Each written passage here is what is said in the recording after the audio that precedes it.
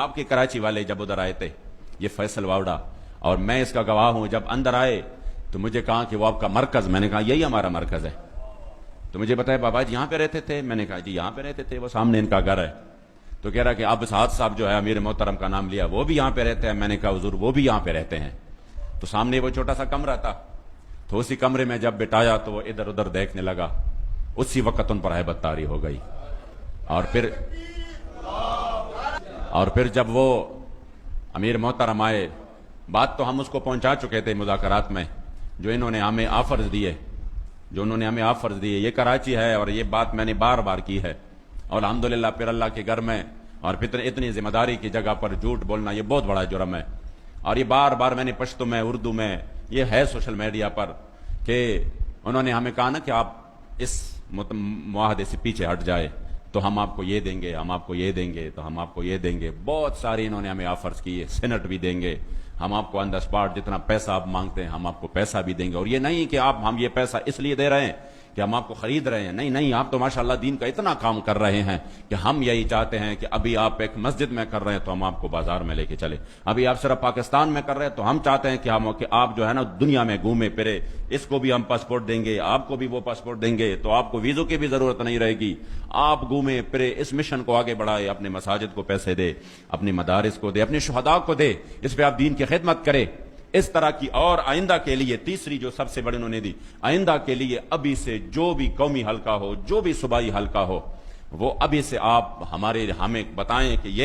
یہ حلقے ہمارے لیے چھوڑ دے، ہم ابھی سے لکھ کر دیتے ہیں کہ یہ آپ کے لیے چھوڑ دیتے ہیں، بس صرف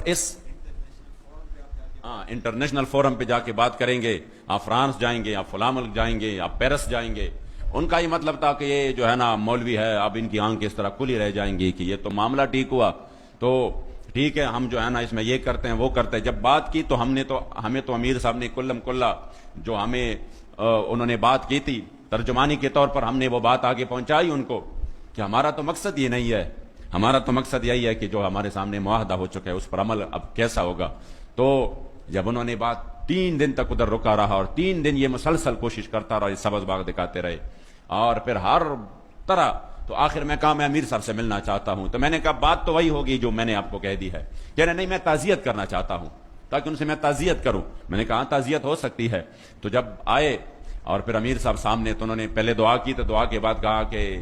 میں نے تو ان کو ایک بات کی تھی تو وہ آپ کو بتائی، امیر صاحب نے کہا جی بتائی ہے، تو کہہ رہا کوئی تو آپ مانے نا، میں نے تو اپنے وزیر اعظم صاحب کو بالکل کہا تھا کہ میں یہ مسئلہ منواؤں گا ان سے اور میں حل کر کے آ جاؤں گا، تو آپ نے تو 3 دن میں نے یہاں پہ گزارے، تو کم از کم ایک بات تو آپ مان لینا، تو امیر صاحب نے کہا کہ کہہ رہا کہ میں کہ اپنے وزیر اعظم کے پاس کچھ تو لے کر جاؤں نا، کچھ تو لے کر جاؤں، چلو ایک بات تو مانے نا، ایک بات مانے، آپ اس سے پیچھے ہٹ جائیں تو ہم آپ کو دے سکتے ہیں سب کچھ، تو امیر صاحب نے کہا نہیں، ہم تو آپ کو بہت بڑی بات دے کر رخصت کر رہے ہیں، انہوں نے کہا کیا دے کر رخصت کر رہے ہیں، 3 باتیں میں نے اتنی بڑی آپ سے کی ہے، اس میں سے ایک بھی نہیں مانا، تو مجھے کیا دے کر رخصت کر رہے ہو، تب اسی وقت امیر محترم نے جو تاریخی جملہ ارشاد فرمایا جس پر ہمیں انشاءاللہ فخر رہے گا، اور وہ جملہ بار بار کہہ کر میرے ایمان کو تازگی مل جاتی ہے، اور مجھے تحریک پر اپنے قائد پر فخر ہے کہ آپ نے اسی وقت فرمایا کہ نہیں، جا کر اپنے وزیر اعظم کو کہہ دو کہ 1450 سال بعد بھی اس پاکستان میں جہاں پر لوگ جو ہے نا 3000 اور 5000 پر بک جاتے ہیں، اور جہاں پر بریانی کی ایک پلیٹ پر بھی بک جاتے ہیں، آپ اپنے وزیر اعظم کو بتانا کہ اب بھی پاکستان میں حضور کے وہ غلام رہتے ہیں جو پوری دنیا کی طاقتیں مل کر نہ ان کو ڈرا سکتے ہیں، نہ ان کو جھکا سکتے ہیں، نہ ان کو خریدا جا سکتا ہے۔